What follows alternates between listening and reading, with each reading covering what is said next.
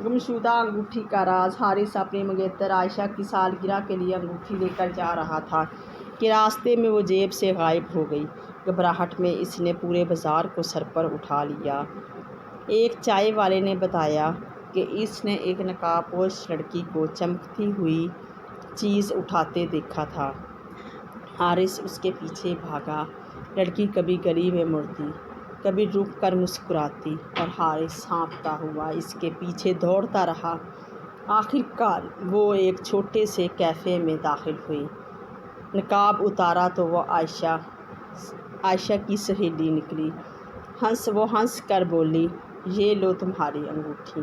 عائشہ نے تمہاری وفاداری اور ہمت آزمانے کے لیے یہ چھوٹا سا ڈرامہ رچایا تھا۔ اسی وقت عائشہ سامنے آ گئی۔ حارث نے مذاقاً کہا، اگلی بار محبت کا امتحان کتابی سوالوں سے لینا۔ سب زور سے ہنس پڑے اور اسی کیفے میں حارث نے عائشہ کو انگوٹھی پہنا دی۔ یوں ایک گمشدہ انگوٹھی کا معمہ خوشی، ہنسی اور محبت کے ساتھ اسی دن حل ہو گیا۔ گمشدہ انگوٹھی کا راز۔ منگنی کے چند دن بعد حارث کو انگوٹھی کے ڈبے میں ایک پرانی تصویر ملی۔ تصویر کے پیچھے لکھا تھا، اصل تحفہ ابھی باقی ہے۔ عائشہ مسکرا کر بولی، یہ میری دادی کی روایت ہے، ہر نسل کو ایک چھوٹا سا راز خود تلاش کرنا ہوتا ہے۔ تصویر کے پس منظر میں وہی کیفے نظر آ رہا تھا جہاں حارث نے عائشہ کو انگوٹھی پہنائی تھی۔ دونوں وہاں پہنچے تو کیفے کے مالک نے انہیں ایک لکڑی کا چھوٹا سا صندوق دیا۔ اس میں عائشہ کے دادا دادی کے محبت بھرے خطوط محفوظ تھے اور ایک نوٹ بھی، محبت کی سب سے قیمتی انگوٹھی اعتماد ہے، اسے کبھی گم نہ ہونے دینا۔ حارث اور عائشہ نے ایک دوسرے کی طرف دیکھا اور مسکرا اٹھے۔ انہیں احساس ہوا کہ اس ننھے سے راز کا مقصد کسی خزانے تک پہنچنا نہیں بلکہ ایک خوبصورت سبق سکھانا ہے۔ گمشدہ انگوٹھی کا راز۔ چند ماہ بعد حارث اور عائشہ نے فیصلہ کیا کہ وہ دادی کے خطوط کی روایت کو آگے بڑھائیں گے۔ انہوں نے ایک خوبصورت ڈبہ تیار کیا اور اس میں اپنے ہاتھ سے لکھے ہوئے چند خطوط رکھ دیے، جن میں ایک دوسرے کے لیے دعائیں، خواب اور وعدے درج تھے۔ شام کو وہ اسی کیفے میں گئے جہاں ان کی کہانی نے نیا موڑ لیا تھا۔ وہاں انہیں ایک نوجوان جوڑا ملا جو کسی معمولی بات پر ناراض بیٹھا تھا۔ حارث نے مسکراتے ہوئے وہ ڈبہ ان کے حوالے کرتے ہوئے کہا، اسے تب کھولیے گا جب آپ کو لگے کہ بات چیت ختم ہو گئی ہے۔ نوجوان جوڑے نے شکریہ ادا کیا۔ حارث اور عائشہ نے ایک دوسرے کا ہاتھ تھاما اور محسوس کیا کہ محبت کا سب سے خوبصورت راز یہی ہے کہ خوشیاں اور سبق دوسروں کے ساتھ بانٹ دیے جائیں۔ گمشدہ انگوٹھی کا۔ اپنی شادی کی پہلی سالگرہ پر حارث اور عائشہ نے وہی کیفے دوبارہ چنا۔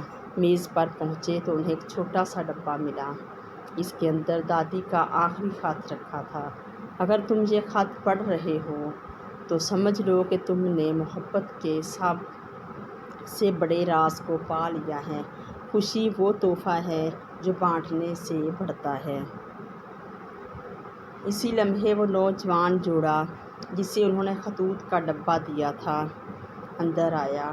ان کے ہاتھ میں پھول تھے اور چہروں پر مسکراہٹ۔ انہوں نے بتایا کہ انہی خطوط نے انہیں دوبارہ قریب کر دیا۔ حارث اور عائشہ نے ایک دوسرے کا ہاتھ تھام لیا۔ انہیں محسوس ہوا کہ گمشدہ انگوٹھی کا راز اب مکمل ہو چکا ہے، ایک ایسی محبت میں بدل کر جو نسل در نسل دلوں کو جوڑتی رہے گی۔ گمشدہ انگوٹھی کا راز۔ کچھ عرصے بعد حارث اور عائشہ نے فیصلہ کیا کہ دادی کے خطوط کو صرف اپنی یادگار بنا کر نہیں رکھیں گے۔ انہوں نے کیفے کے ایک کونے میں ایک خوبصورت لکڑی کا صندوق رکھوا دیا جس کا نام تھا اعتماد کی انگوٹھی۔ جو بھی جوڑا وہاں آتا اپنے ہاتھ سے ایک مختصر خط لکھ کر صندوق میں رکھ دیتا، کبھی کسی معافی کا، کبھی کسی خواب کا اور کبھی کسی وعدے کا۔ دیکھتے ہی دیکھتے وہ صندوق محبت بھری دعاؤں اور خوبصورت یادوں سے بھر گیا۔ ایک شام حارث نے مسکراتے ہوئے کہا، لگتا ہے ہماری گمشدہ انگوٹھی نے بہت سے دلوں کو ایک دھاگے میں پرو دیا ہے۔ عائشہ نے اس بات میں سر ہلایا۔